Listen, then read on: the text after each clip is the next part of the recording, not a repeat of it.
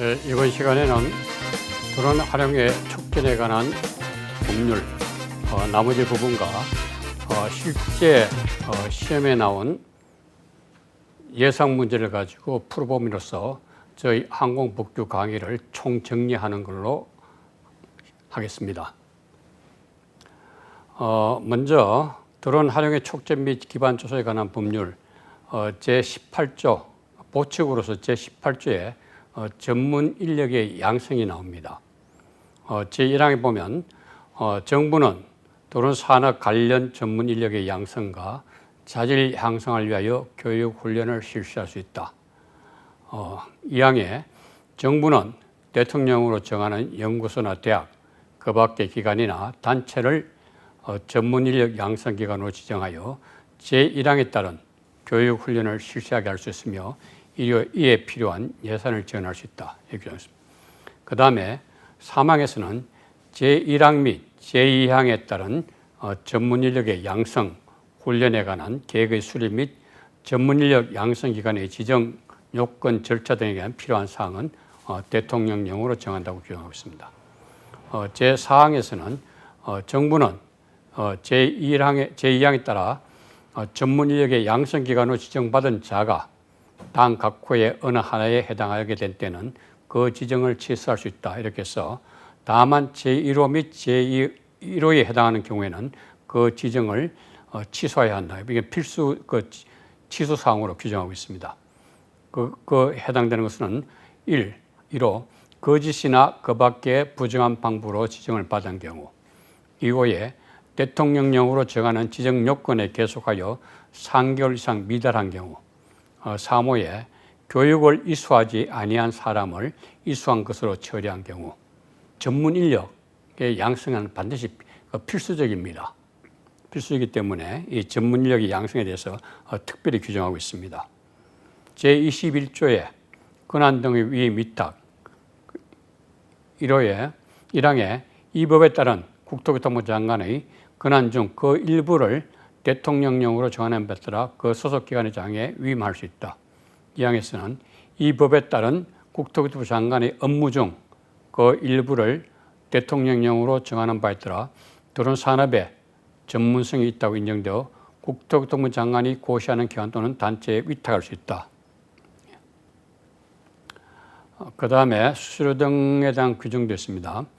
당 각 호의 어느 하나에 해당하는 자는 국토교통부 장관 또는 산업통상부 장관에게 수수료를 내야 한다. 다만 21조 규정에 따라 업무가 위임되거나 위탁된 경우에는 그 수탁기관이 내야 한다 해서 1호에 이 법에 따른 지정을 받는 자, 그 다음 2호에 이 법에 따른 지정서 등의 발급 또는 재발급을 신청하는 자, 그 다음 2항에서 인정 등을 위하여 현지 출장이 필요한 경우는 그 출장에 드는 여비를 신청인이 내야 한다. 3항에는 제1항에 따른 수수료 및 제2항에 따른 여비의 산정 기준, 징수 절차 방법에 관하여 필요한 사항은 국토교통부 영으로 정한다. 그 다음 제23조에는 비밀 누설의 금지가 있습니다. 그래서 이 법에 따라 위탁받아 업무를 수행하거나 수행했던 자는 업무를 수행하는 과정에서 알게 된 비밀을 누설해서는 아니 된다.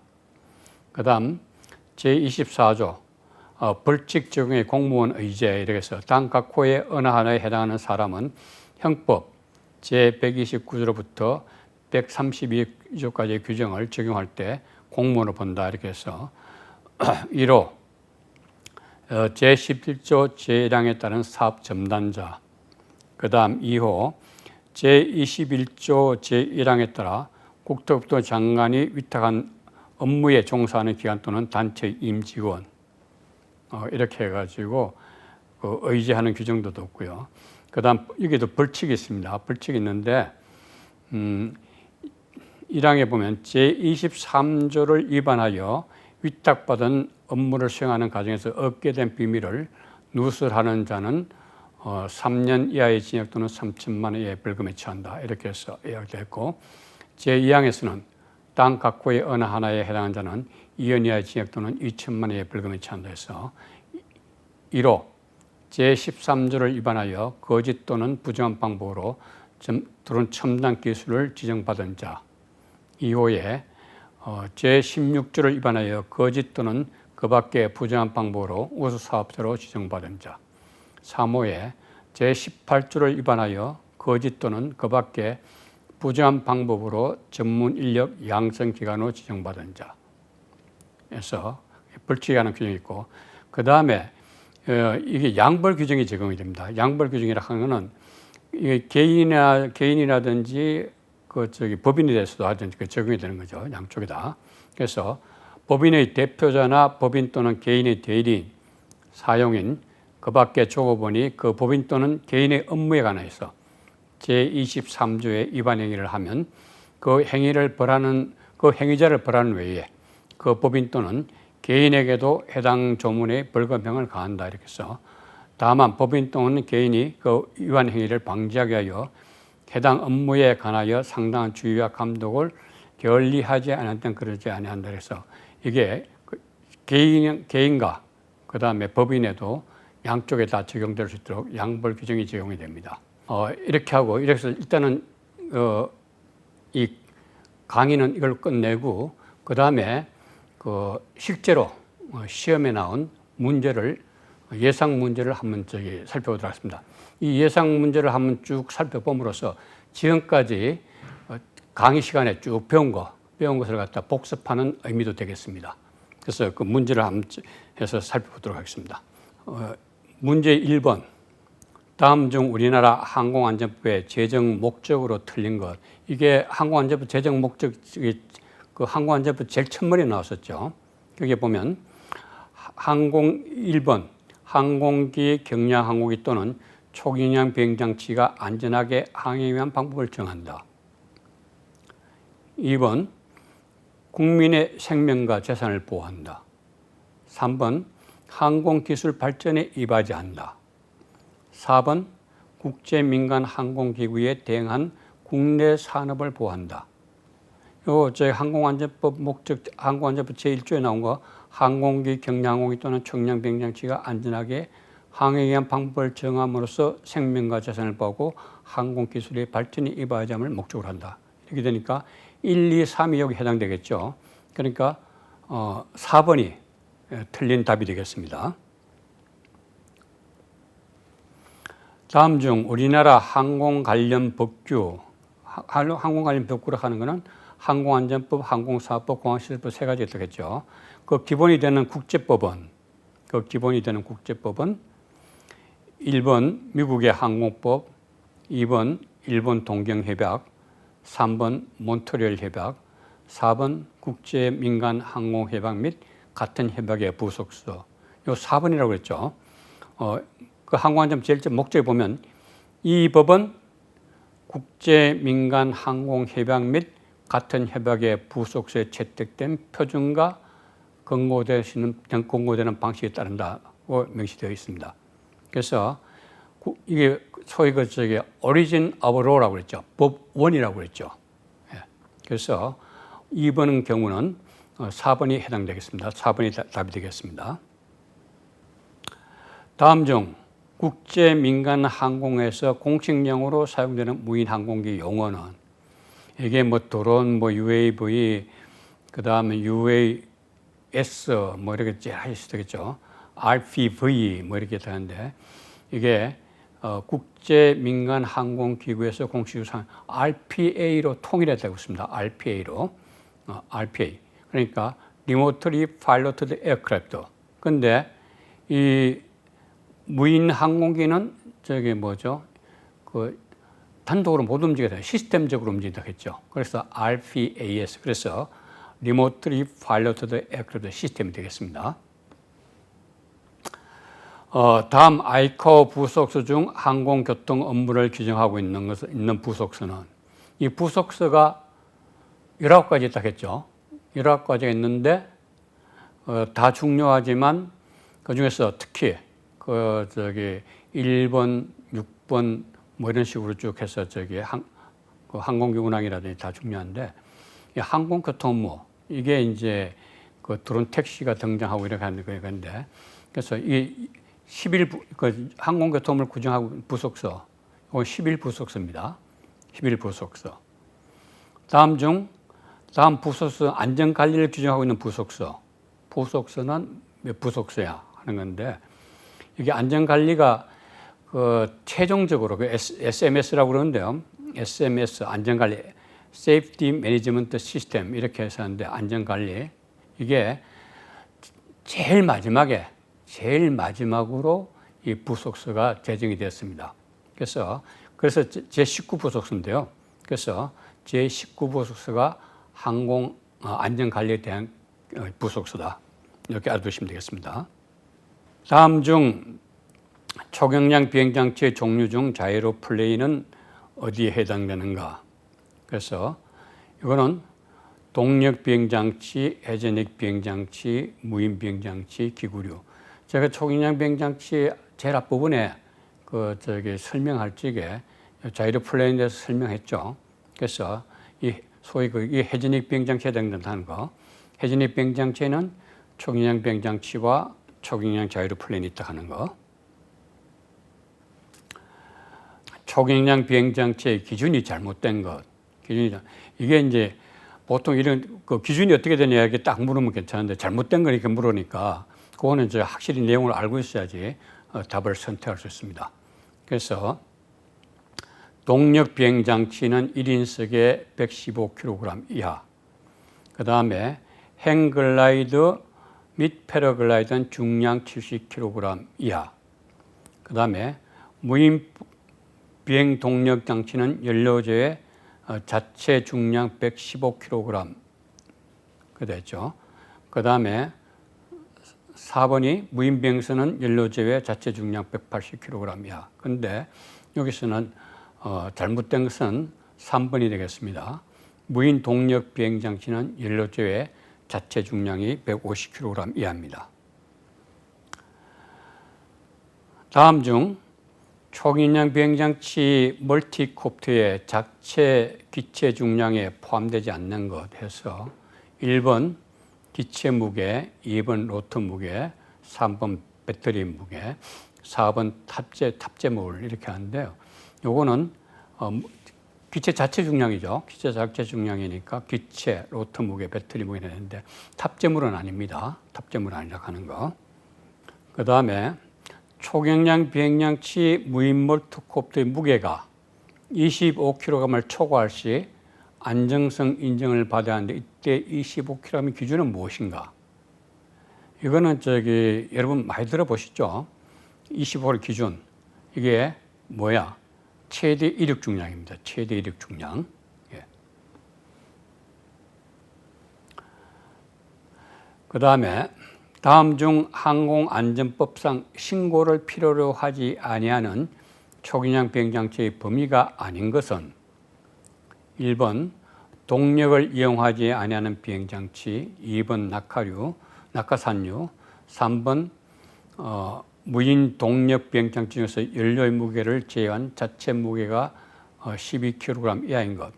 그 다음 4번 군사 목적으로 사용되지 아니하는 초경량 비행장치. 그래서 이게 4번이 해당되겠습니다. 군사 목적으로 사용되는 초경량 비행장치는 신고를 필요로 하지 않습니다. 다음 중 초경량 비행장치를 소유한 자가 신고해야 하는 기간은 다음 중 무인 초경량 비행장치를 소유자가 신고해야 하는 기간은 1번 지방항공청, 2번 국토교통부 첨단항공과, 3번 국토교통부 자격과, 4번 한국교통안전공단. 그러니까 이 법이 좀 개정됐습니다. 법이 개정되고 종래에는 이게 지방항공청이었습니다. 지방항공청이었는데 한국교통안전공단, 간단히 줄여서 교통안전공단이라고 그러죠. 교통안전공단 드론 관리처에 신고하게 되겠습니다. 다음 중 초경량 비행장치를 영리 목적으로 사용할 경우에 보험에 가입할 필요가 없는 것은 이게 이제 항공사업법에 나오는 거죠. 그래서 초경량 비행장치 대여업에 사용하는 경우, 그 다음 초경량 비행장치 사용 사업에 사용하는 경우, 3번 초경량 비행장치 조종 교육에 사용, 그 다음 4번 초경량 비행장치 판매 시 사용. 이건 4번입니다. 그러니까 초기량 비행장치를 판매하는 것은 초기량 비행장치 영위 목적으로 이용하는 행위에 포함되지 않는다. 예. 다음 중 초기량 비행장치를 사용해 비행하고자 하는 경우에 자격 증명이 필요한 것은, 이건 이제 자격 증명이 필요한 거죠. 자격 증명은 해저닉, 그러니까 1번 해저닉 비행장치, 2번 패러글라이더, 3번 개구리식기구, 4번 낙하산유, 이렇게 해서 자격 증명은 동력 비행장치, 해저닉 비행장치에만 적용이 됩니다. 다음 중 등록된 항공기의 소유권을 이전하는 경우는 이전 등록, 2번 임차 등록, 3번 변경 등록, 4번 임등 등록. 이거는 말 그대로 이전하는, 소유권 이전하는 경우는 이전 등록입니다. 이전 등록. 다음 중 초기량 비행장치의 변경 신고는 사유 발생일부터 며칠 이내에 신고해야 하는가? 1번 30일, 2번 60일, 3번 90일, 4번 180일. 30일이라고 그랬죠. 30일.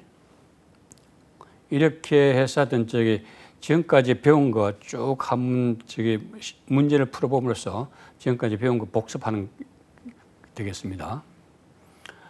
다음 중 초기량 비행장치 소유자는 용도가 변경되거나 소유자의 성명, 명칭 또는 주소가 변경됐을 때 신고 기간은, 이거 조금 전에 말씀한 나온 문제, 그 변경 신고의 신고 기간이죠. 그러니까 1번이 15일, 2번에 30일, 3번에 50일, 4번에 60일, 2번에 30일입니다. 다음 중 초기량 비행장 소유자의 변경 신고 시 신고 기간, 이것도 변경 신고에 해당되는 거죠. 그러니까 17번도 2번이 되겠습니다. 다음 중 초기량 비행장치의 말소 신고의 설명으로 올바른 것은, 말소 신고는 신고 기간하는 게 15일이라고 했죠. 다른 건 다 30일씩인데 이 말소 신고하는 건 15일입니다. 그래서 사유 발생일부터 30일 이내에 신고해야 된다. 이게 틀렸죠. 무인 비행장치가 정비 등으로 해체된 경우에 실시한다. 무인 비행장치 존재 여부가 3개월 이상 불분명한 경우에 실시한다. 비행장치가 멸실된 경우에 실시한다. 이게 되니까 이건 뭔가 무인 비행장치가 멸실되었거나 해체인데 정비 등 수송 보완을 위해서 한 경우는 제외, 한 경우는 이거 해당되는 것은 4번에 무인 비행장치가 멸실된 경우에 실시한다. 이게 해당되겠습니다. 그 다음에 다음 중 초기량 비행장치 기체 등록을 처리하는 기관은 이래서 1번 국토교통부, 2번 한국교통안전공단, 3번 지방항공청, 4번 공항공사. 이거는 바뀌어가지고 하여튼 한국교통안전공단이라고 했죠. 그래서 개정항공법상 2kg 초과 150kg 이하 초기량 비행장치는 한국교통안전공단에 등록해야 한다. 다음 중 무인 초기량 비행장치 일종 조종자 자격 시험에 응시할 수 있는 최소 연령은 일종 조종사 자격 시험입니다. 1번 만 12세 이상, 2번 만 14세 이상, 3번 만 18세 이상, 4번 만 20세 이상. 만 14세라고 했죠. 만 14세.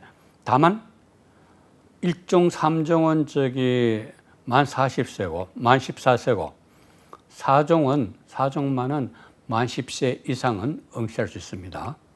예, 그래서 4종이 이제 만 10세 이상이라고 하는 거, 그거 알아두시고요.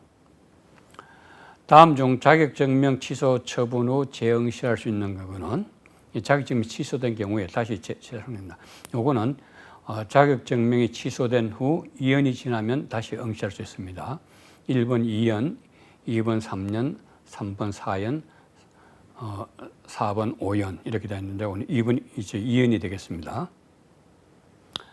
다음 중 초기량 비행장 조종자 전문 교육기관 지정 기준으로 가장 적절한 것인데, 이거 가끔 시험 자주 나온다겠죠. 비행시간이 100시간 이상인 지도조종자 1명 이상 보유, 비행시간이 150시간 이상인 지도조종자 2명 이상 보유, 비행시간이 100시간 이상인 실기평가 조종자 1명 이상 보유, 비행시간이 150시간 이상인 실기평가 조종자 2명 이상 보유. 이렇게 되는데 이거는 갖춰야 할 전문 교육관 지정을 받으려고 하면 갖춰야 할 전문 교관은 비행시간이 100시간 이상인 지도조정자 1명 이상, 그 다음에 비행시간이 150시간 이상인 실기평가 조정자 1명 이상, 이렇게 되겠습니다. 다음 중, 이건 이제 다시 문제 다시 한 번 더 반복하는 건데요. 다음 중 초경량 비행장치 멀티콥터 조종자 전문 교육기관이 확보해야 할 실기평가자 조종자 최소 비행시간은 1번 50시간, 2번 100시간, 3번 150시간, 4번 200시간. 150시간이라겠죠. 실기평가 조종자는. 그 다음 초경량 비행장치 인증검사 정류 중 안정성 인정의 유효기간이 도래해 새로운 안정성 인정을 교부받기 위해 실시하는 검사는 무엇인가? 이게 4가지 있다고 그랬죠. 정기검사, 초도검사, 정기검사, 수시검사, 재검사 이렇게 있다고 했는데 안정성 인정의 유효기간이 도래해서 안정성 인정을 교부받기 위해 실시하는 검사는 정기검사입니다. 정기검사. 다음 중 초경량 비행장치 멀티콥터 일반적인 비행 시 비행 고도의 제한 높이는 이거는 무인 멀티콥터 이거 하여튼 150m 기준에서 그 이상 나르게 되면 그 특별 승인을 받아야 된다고 그랬죠. 그래서 이 150m 이상씩 승인을 득하여야 한다. 다음 초경량 비행장치 조종자 준수사항. 조종사 준수사항은 가장 대원칙이 인명이나 재산에 피해를 입히지 않아야 된다 하는 거. 예. 준수사항에 어긋나는 겁니다. 인명이나 재산의 위험을 초래할 우려가 있는 낙하물을 토하는 행위 금지. 이건 맞는 거죠. 그 다음 간제공력, 통제공력, 주행해서 비행하는 행위 금지. 그 다음에 안개 등으로 인하여 지상 목표물을 육안으로 식별할 수 없는 상태에서 비행하는 행위 금지. 이건 다 맞죠. 일몰 후부터 일출 전에도 날씨가 맑고 밝은 상태에서는 비행할 수 있다. 이 야간 비행이 원칙적으로 금지된다고 그랬죠. 그래서 일몰 후부터 일출 전까지는 야간 비행은 금지되겠습니다. 다음 중 초경량 비행체 조종자의 준수사항에 어긋나는 것은 항공기 또는 경량 항공기를 육안으로 식별하여 미리 피해야 한다. 그 다음에 해당 무인 비행장치를 육안으로 확인할 수 있는 범위 내에서 조종해야 한다. 3번 모든 항공기, 경량 항공기 및 동력을 이용하지 않은 초경량 비행자의 우선권을 가지고 비행해야 한다. 4번 레저 스포츠 사업에 종사하는 초경량 및 조종자는 비행 중 비행 안전사항을 동승자에게 충분히 설명해야 한다. 그래서 항공기, 경량 항공기 및 동력을 이용하지 아니하는 초경량 비행장치에서 진로를 갖다가 양보해야 됩니다. 진로를 양보해야 된다 하는 거. 그 우선권을 가지고 비행한다 하는 말이 안 되죠. 다음 중 야간 비행 승인을 위해 준비해야 할 서류 및 제출 기간에 대한 설명으로 올바르지 않는 것은 야간 비행 승인을 위해 준비해서 그래서 1번 서류의 성능 및 재원, 2번 조작 방법, 3번 제출 기간 교통부, 4번 제출기간 항공안전기술원 이렇게 되어 있는데 이거는 3번, 4번이 이 둘 중에서 하나 되겠네요. 그러니까 국토교통부는 2017년 11월 10일부로 드론 규제 개선, 지원 근거 등을 마련해서 사는 육성을 위한 제도로 드론 특별비행 승인제를 갖다 이제 시행했다고 그러죠. 그래서 그동안 금지되었던 야간 시간대, 유관 거리 밖 비행을 사례별로 검토 및 허용하는 제도인데 야간 비행 승인을 위해서는 드론의 성능 및 재원, 조작 방법, 비행 계획서, 비행 상황 매뉴얼 등 관련 서류를 국토교통부에 제출해야 합니다. 제출된 서류를 바탕으로 안전기술 검사를 수행하는 것이 항공안전기술원입니다. 그러니까 이건 답은 국토교통부죠. 국토교통부에 제출해야 된다. 다음 중 비행이 그 상공에서 전면적으로 금지되는 구역은 1번 비행통제구역, 2번 비행제한구역, 3번 비행금지구역, 4번 비행경고구역. 그런데 요거는 전면적으로 금지되는 구역은 비행금지구역입니다. 비행 금지 구역은 안전 국방 그 밖의 일로 항공기의 비행을 금지하는 영토 상공에 설정된 일정 범위의 공역입니다. 예. 다음 비행 금지 구역은 누가 지정하는가? 비행 금지 1번 해당 지역 지방항공청장, 2번 국무회의, 3번 국토교통부 장관, 4번 국회의 동의사항이다. 이렇게 하는데 비행 금지 구역은 국토교통부 장관이 지정하고 금지 구역 내 비행 허가는 지방항공청장의 권한에 속합니다. 다음 공역 중 통제 공역이 아닌 것은 1번 비행금지구역, 2번 비행제한구역, 3번 초경량 비행장치 비행제한구역, 4번 군작전구역. 그래서 이 통제 공역에 해당되는 것은 비행금지구역과 비행제한구역과 초경량 비행장치 비행제한구역이 있습니다. 그러니까 군작전구역이 틀리겠죠.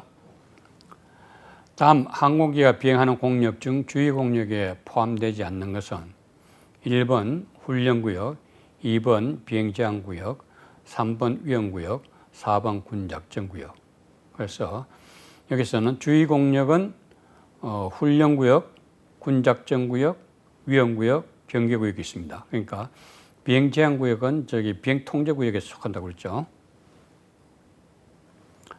다음 중 비간제 공역에 대한 설명으로 맞는 것은 1번 항공교통 지원 업무와 비행정보 업무가 제공대로 진행된 공역, 2번 항공사격, 대공사격 등으로 인한 위험한 공역, 3번 지표면 또는 수면으로부터 200m에서 높은 공역. 이거는 간제구죠.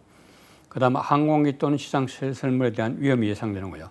이거는 1번입니다. 항공교통 조언 업무와 비행정보 업무가 제공되도록 지정한 공역. 다음 중 용어의 정의가 올바르지 않는 것은 1번 간제 공역은 항공교통의 안전을 위해 항공기의 비행 순서, 시기 및 방법 등에 관해 국토부터 장관의 지시를 받아야 할 필요가 있는 공역으로서 간제권 및 간제구를 포함하는 공역을 말한다. 2번 비간제 공역은 간제 공역이 외 공역으로서 항공기에게 비행에 필요한 조언, 비행 정보 등을 제공하는 공역을 말한다. 3번 통제 공역은 항공교통의 안전을 위해서 항공기의 비행을 금지 또는 제한할 필요가 있는 공역을 말한다. 4번 경계 공역은 항공기의 비행 시 추종자의 특별한 주의, 경계, 식별 등을 요구할 필요가 있는 공역을 말한다. 이 4번은 주의 공역에 대한 설명입니다. 주의 공역에 대한 설명이라고 하는 거. 이 공역에 대해서는 하여튼 그 구별을 확실히 알아두셔야 되겠습니다. 다음 중 비행 정보 구역을 지정하는 목적에 포함되지 않는 것은 1번 영공 통과료 징수를 위한 경계 설정, 2번 항공기 수색 구조에 필요한 정보 제공, 3번 항공기의 안전을 위한 정보 제공, 4번 항공기의 효율적인 운항을 위한 정보 제공. 이 비행정보에 설치하는 지정하는 목적인데요. 비행정보구역은 항공기, 경량 항공기 또는 초경량 비행장치가 안전하고 효율적인 비행과 수속 구조에 필요한 정보를 제공해야 하는 공역을 말한다. 그러니까 영공 통과료 징수를 위한 경계 설정, 이게 해당이 안 되겠죠. 포함되지 않는 것. 다음 항공교통의 안전을 위하여 지정 고시한 비행장 및 그 주변의 공역을 무엇이라 하는가? 이건 간제권입니다. 간제권은 비행장과 그 주변의 공역으로서 항공교통의 안전을 위해서 지정한 공역을 말합니다. 다음 중 지표면 또는 수면으로부터 200m 이상 높이의 공역으로서 항공교통의 안전을 위하여 지정한 공역은 간제구라고 그랬죠. 간제구에 대한 설명이라고 그랬죠. 그 다음에 초경량 비행장치를 이용하여 비행 정보구역 내에서 비행 시 비행 계획을 제출해야 하는데 포함 사항이 아닌 것은 항공기의 식별 부호, 항공기의 탑재 장비, 출발 비행장 및 출발 예정 시간, 4번 보안 준수 사항. 요거는 비행 계획서에 제출해야 될 포함된 내용이니까 그 보안 준수 사항이 해당되지 않겠습니다. 다음 중 초경량 비행장치 비행계획 승인 신청 시 포함되지 않는 것은 비행 경로 및 고도, 동승자의 소지 자격, 조종자의 비행 경력, 비행장치의 종류 및 형식. 이거는 항공안전법 시행규칙 별지 제122조에 22호 별지 제125에 나와 있습니다. 비행 경로 및 고도, 조종자의 비행 경력, 비행장치 종류 및 형식 이런 건 다 해당이 되겠습니다. 다음 중 항공 업무로 볼 수 없는 것, 이거 제가 한번 이야기했었죠. 항공 업무로 볼 수 없는 것. 항공기의 1번 항공기의 운항, 2번 조종 연습, 3번 항공교통관제, 4번 운항 관리 이렇게 해서 요거는 항공안전법 제2조 제5에 나온다고 그랬죠. 그래서 항공기의 운항 업무, 항공교통관제 업무, 항공기의 운항 관리 업무, 정비 수리 개조된 항공기, 발동기 프로펠러, 장비품 또는 부품에 대하여 안전하게 운용할 수 있는 성능이 있는지를 확인하는 업무. 그러니까 조종 업무는 포함되지 않습니다. 다음 중 안전관리에 대한 설명으로 틀린 것. 이륙 중량이 25kg 초과이면 안정성 검사와 비행시 비행 승인을 받아야 한다. 2번 자체 중량이 12kg 이하면 사업을 하더라도 안전성 인증 검사를 받지 않아도 된다.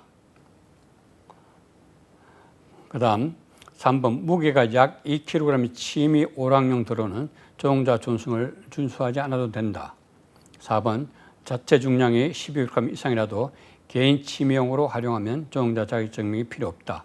이것은 조종자 준수 사항은 무게에 상관없이 반드시 준수하게 되어 있습니다. 다음 중 항공 종사자 주류에 대한 행정 처분 기준, 이건 제가 설명했죠. 1번 0.02, 2번 0.02, 3번 0.03, 4번 0.4. 요거는 0.0입니다.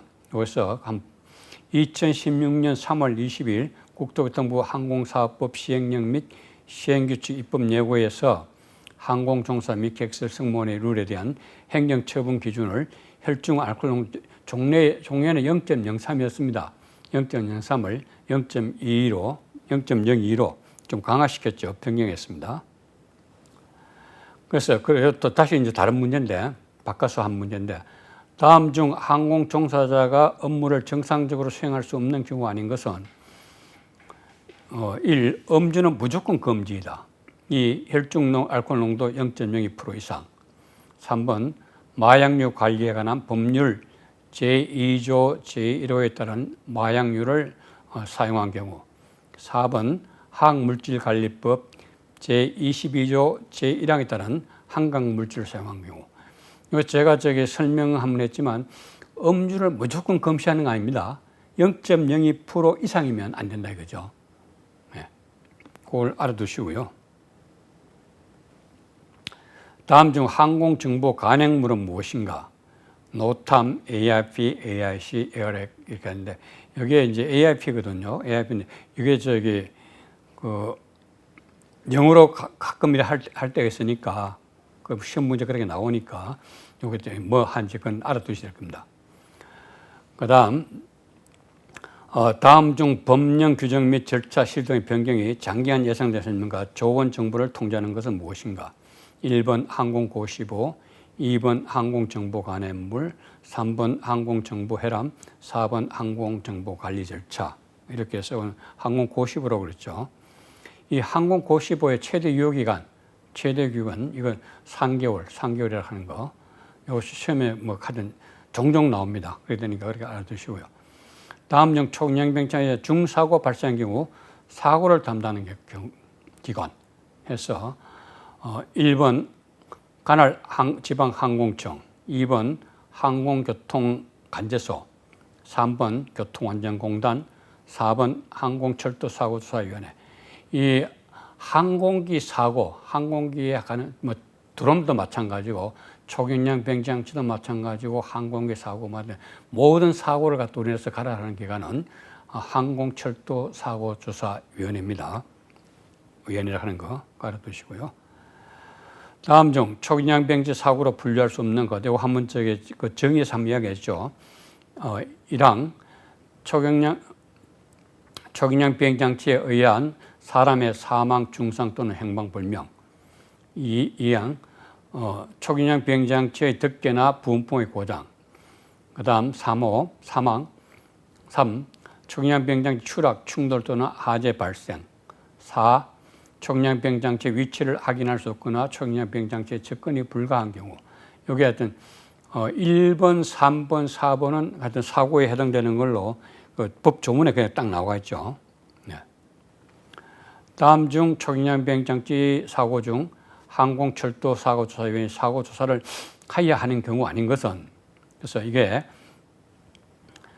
1번 차량이 주기된 초기냥 비행장치를 파손시킨 사고, 2번 초기냥 비행장치로 인하여 사람이 중상 또는 사망한 사고, 3번 비행 중 발생한 화재 사고, 4번 비행 중 추락 충돌 사고.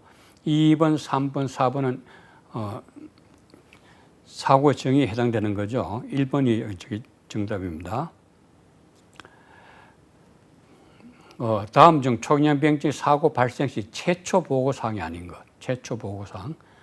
그러니까 1번 조종자 및 그 초기냥 비행자 소유당의 성명 또는 명칭. 2번 사고가 발생한 날짜 및 장소. 3번 초기냥 비행장치의 종류 및 신고번호. 4번 사고의 세부적인 원인. 그러니까 이거는 4번입니다. 최초 그 사고 발생했을 적에는 사고의 계략적인 것만, 계략적인 경위만 보고하면 됩니다. 그래서 사고의 세부적인까지는 할 필요가 없습니다. 최초 보고사, 그거 유의해 두시고요. 다음 중 비행장의 정의로 올바른 것은, 비행장은 뭔가 하면 이착륙할 수 있는 지표면과 착륙대. 2번 항공기 운항에 필요한 일정 지표면과 공력. 3번 항공기 운항에 필요한 특정 시설을 갖춘 공항. 4번 항공기 이착륙에 사용되는 육지 또는 수면. 이렇게 해서 요거는 비행장 정의에 그대로 나오고 있습니다.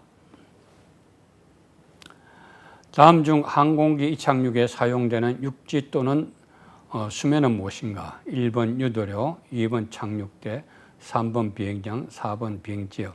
요거는 조금 전에 비행장 설명을 다시 바꾼 거죠. 이건 3번입니다. 비행장입니다. 다음 중 초기냥 비행장치가 비상 착륙 시 적합하지 않은 장소는 1번 해안선, 2번 평야지대, 3번 웅덩이, 4번 가늘지. 웅덩이 같은 경우는 비상 착륙하기에 적합하지 않습니다. 다음 중 항공기의 항행 안전을 지휘할 우려가 있는 장애물 높이가 지표 또는 수면으로부터 몇 미터 이상이면 항공장애 표시등 및 항공장애 주간 표시를 설치해야 하는가? 1번 50m, 2번 100m, 3번 150m, 4번 200m. 항공장애 표시된 건물 높이 150m 이상이면 의무적으로 설치해야 됩니다. 의무적으로. 그러니까 여기서 하여튼 높이에 이 문제에서 하여튼 높이에 관한 문제가 나오면 거의 하여튼 150m 요걸 갖다가 기준으로 하시면 되겠습니다. 다음 중 항행 안전시설에 포함되지 않는 것 해서 1번은 불빛으로 항공기 항행을 유도하는 시설, 2번 전파를 이용하여 항행을 유도하는 시설, 3번 전파를 이용하여 항공기를 간지하는 시설, 4번 색채에 의해 항공기 항행을 유도하는 시설. 그래서 항공기를 간지하는 시설은 항행 안전시설에 포함되지 않습니다. 다음 중 유선통신, 무선통신, 불빛, 색채 또는 형상을 이용해 항공기의 항행을 돕기 위한 시설은 1번 항공등하, 2번 무지향 표지 시설, 3번 항공보안시설, 4번 항행안전시설. 그래서 항행을 돕기 위한 시설은 항행안전시설입니다. 다음 중 초기냥 무인 비행장치의 조종자 자격을 득하지 않고 비행한 경우 그에 대한 처벌은 3차 이상 위반인데 1번 1,000만 원 이하의 벌금, 2번 500만 원 이하의 벌금, 3번 300만 원 이하의 과태료, 4번 200만 원 이하의 과태료. 그래서 초기냥 및 조종자 전명을 받지 않고 비행하면 300만 원 이하의 과태료에 처해지겠습니다.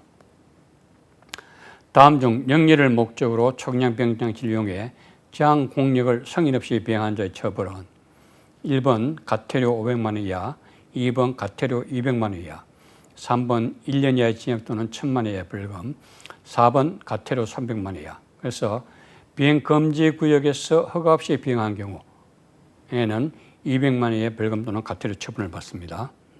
다음 초기량 비행장치를 운용해 법규를 위반한 경우 벌칙에 대한 설명으로 올바르지 않는 것은 1번 장치 신고, 변경 신고, 이전 신고를 하지 않고 운영하자는 6개월의 징역 또는 500만 원의 벌금에 처한다.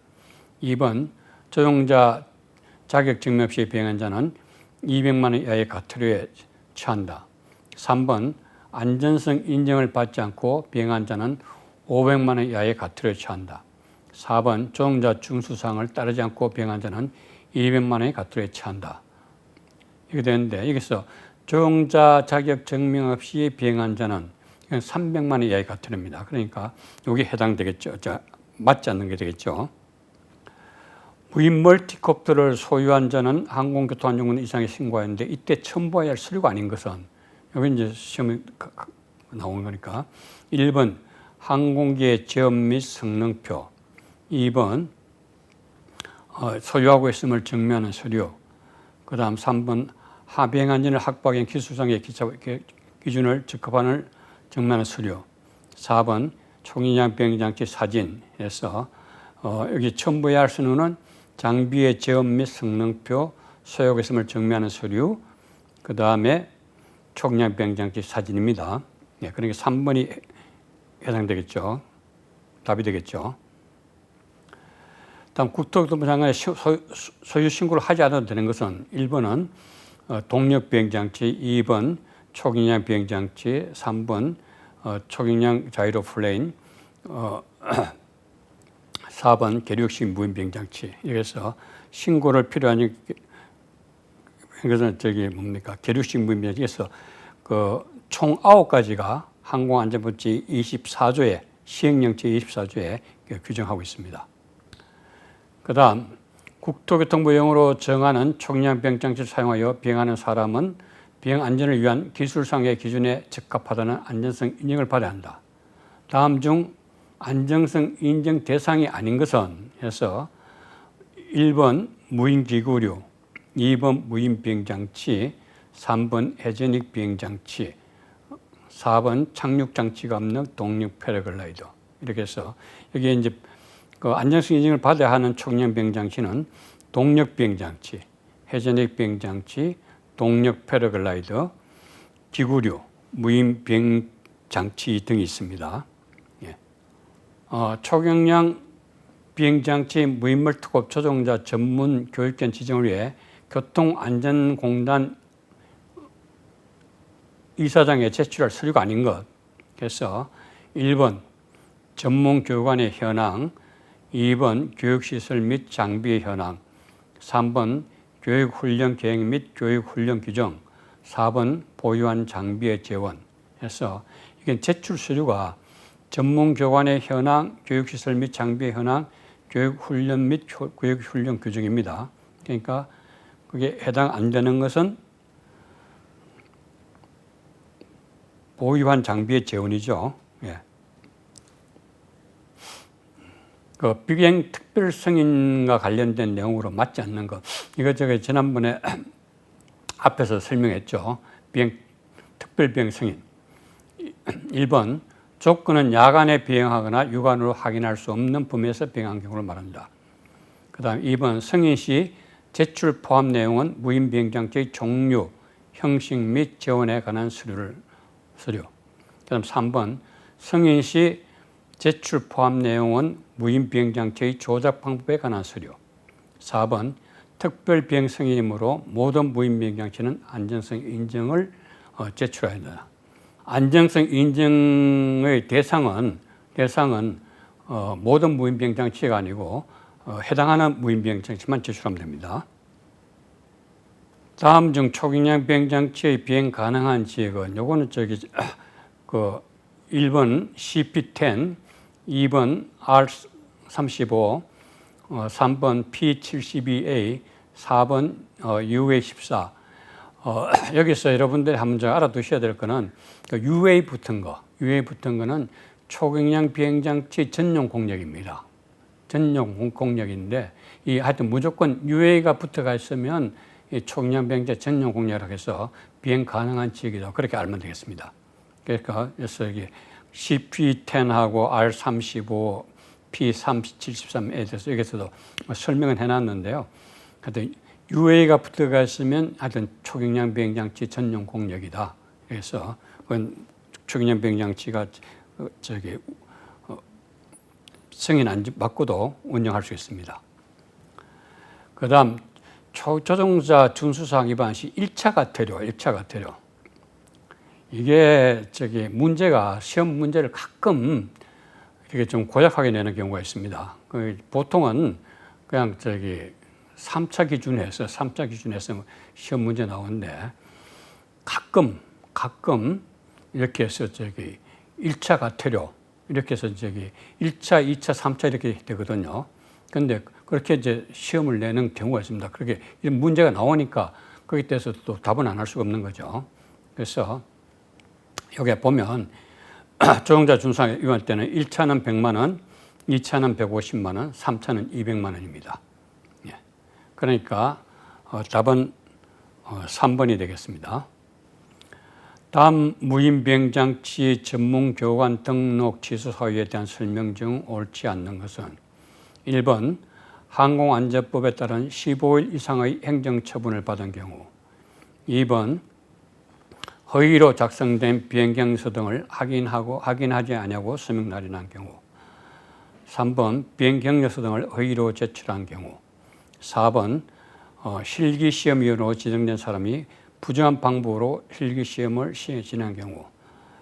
취소 사유 해당되는 거 제가 한번 앞부분에 전문교육원 그 할직에 설명을 들었었거든요.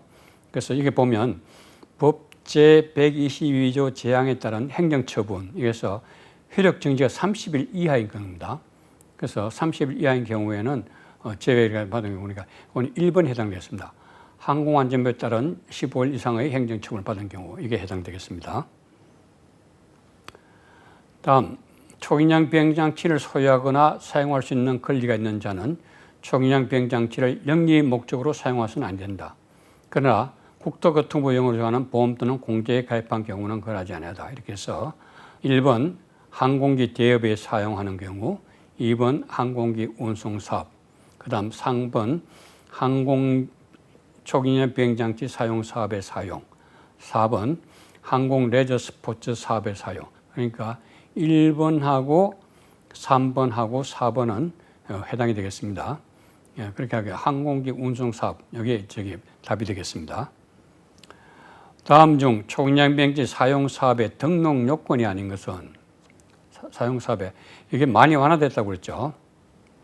1번 초경량 비행장치 한 대 이상, 자본금 5천만 원 이상, 3번 조종자 1명 이상, 4번 제3자 보험가입. 그래서 이거는 자본금 또는 자산 평가액이 3천만 원 이상입니다.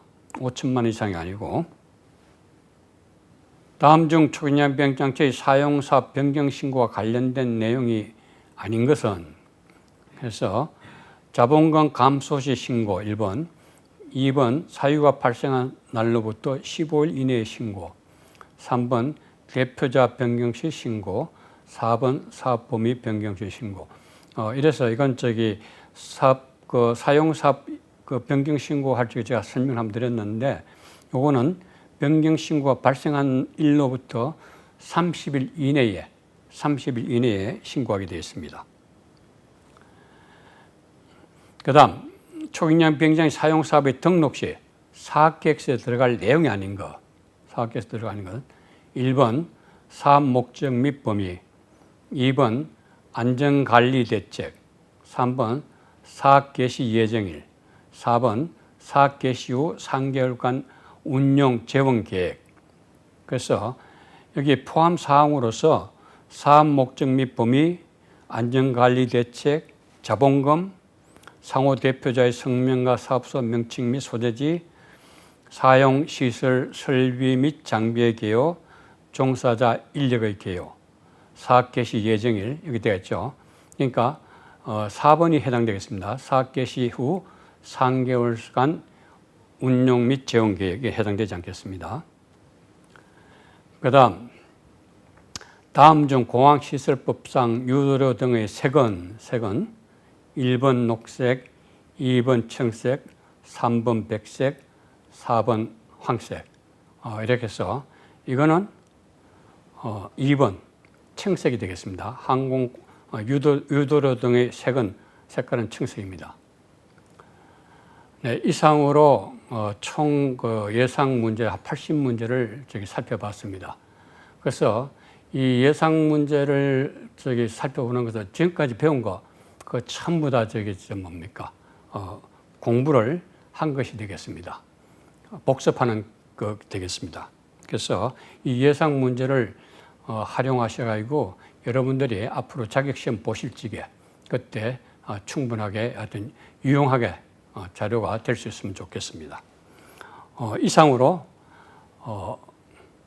총 6시간에 걸친 6강에 걸친 항공 법규의 강의를 마치도록 하겠습니다. 여러분들 수고하셨습니다. 감사합니다.